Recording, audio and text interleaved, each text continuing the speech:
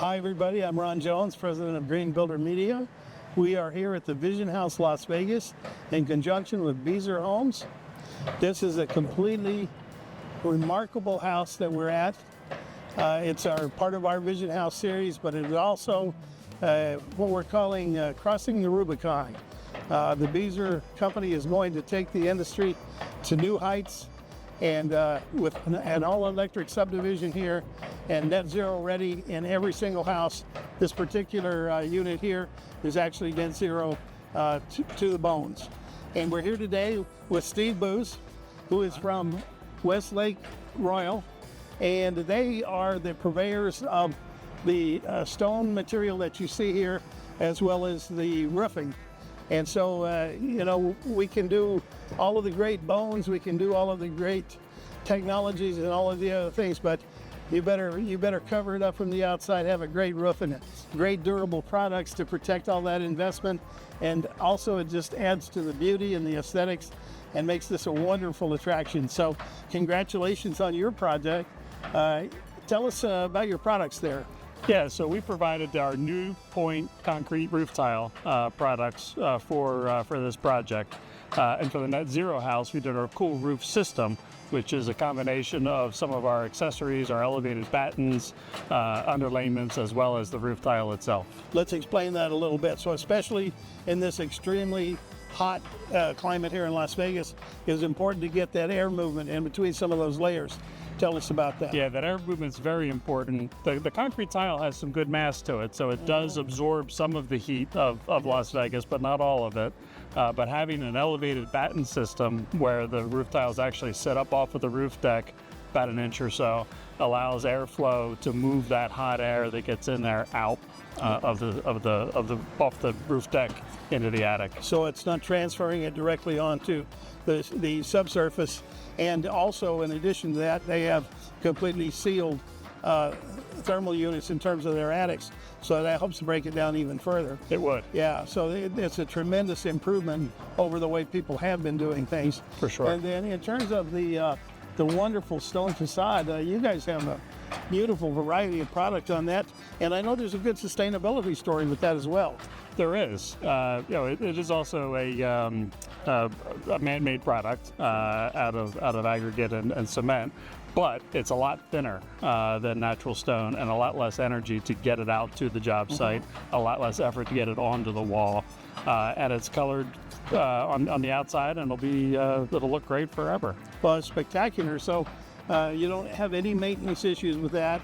It really helps to break up the design. Without that, you know, it frankly wouldn't be that exciting, but when you put the components together, it dresses everything up, and it does it in a way that really speaks to quality.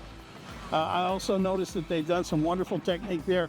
Probably they have some irrigation there in those stone areas, and so that prevents it from wicking up and helps to create a situation where it's more durable and less likely to have an issue down the road. That's correct. Yeah. Yep.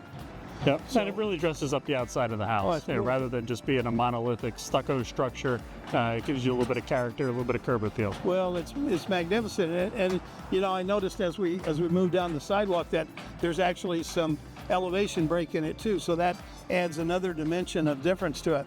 Now, most of your product is manufactured in what part of the country, or? Oh, we actually have 30 plants across the country, so depending on what the product is, where it is. But products like the roof tile, we make right here in Nevada, also California, Arizona, a number of other places. The stone is made either in our Mexico plant or our California, Napa, California plant. So by having that widespread manufacturing footprint, what that reduces the amount of transport that you have really in those markets, in those various jurisdictions.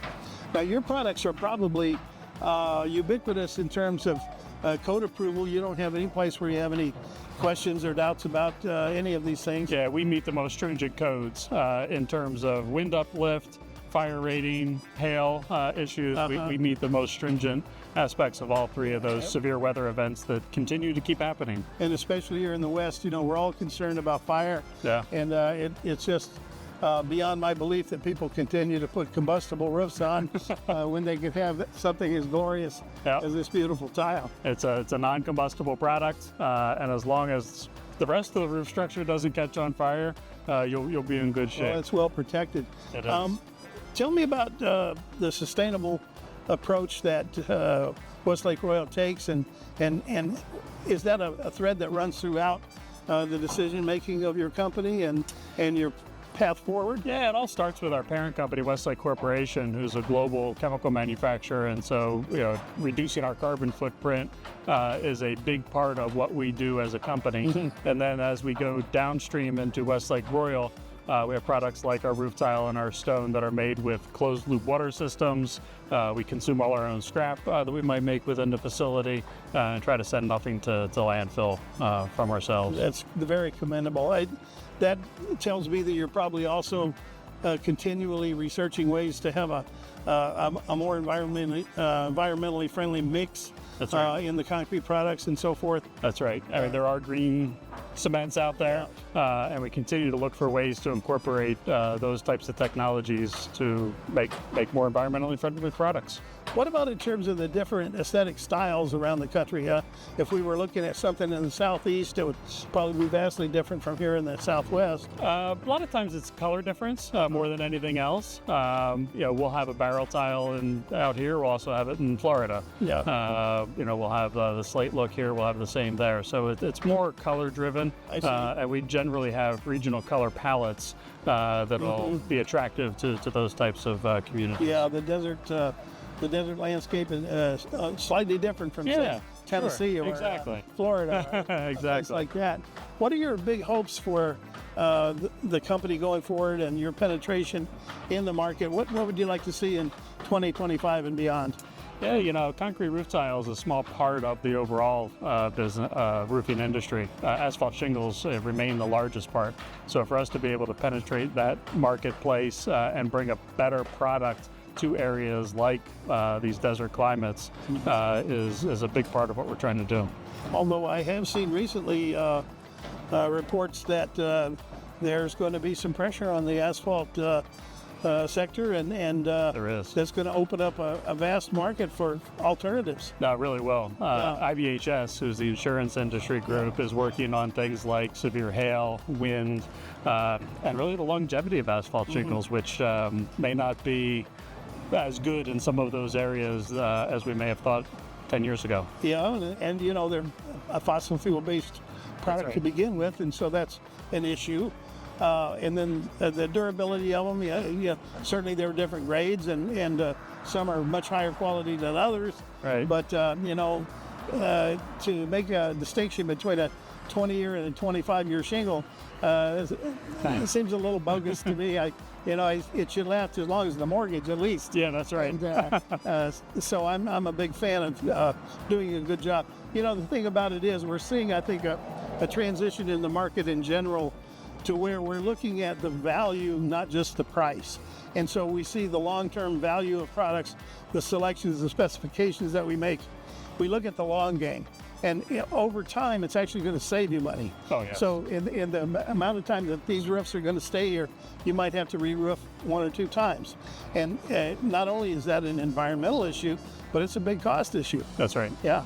Anything else that you want to really share with our audience and with the builders or the consumers, or both, in terms of what you're doing? Yeah, no, we really appreciate the opportunity to be a part of this Beazer partnership with Green Builder Media, and really look forward to seeing how this takes off for you.